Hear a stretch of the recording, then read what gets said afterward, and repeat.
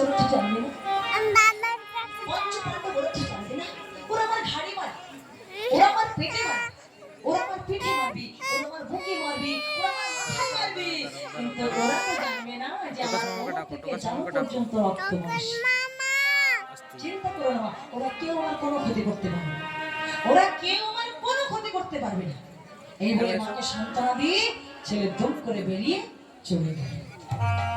পরের দিন সকালবেলা কুরুক্ষেত্রের মাঠে ভীমের সঙ্গে তুমুল গদা যুদ্ধ শুরু হয়ে গেল। তুমুল যুদ্ধ। ভীম 80 মনের গদাটাকে ঘুরিয়ে ঘুরিয়ে ঘুরিয়ে ঘুরিয়ে একবার দুর্যোধনের বুকে মারছে। দুর্যোধন হা হা করে হেসে উঠছে। আমার গদাটাকে ঘুরিয়ে ঘুরিয়ে ঘুরিয়ে ঘুরিয়ে একবার পিঠে মারছে। তাতে খিলখিল করে হাসছে। বুকে মারছে, পেটে মারছে, পিঠে মারছে, ঘাড়ে মারছে। দুর্যোধন শুধু হেসেই যাচ্ছে, শুধু হেসেই যাচ্ছে। ভীম চিন্তা করো ব্যাপারটা কি, ব্যাপারটা কি?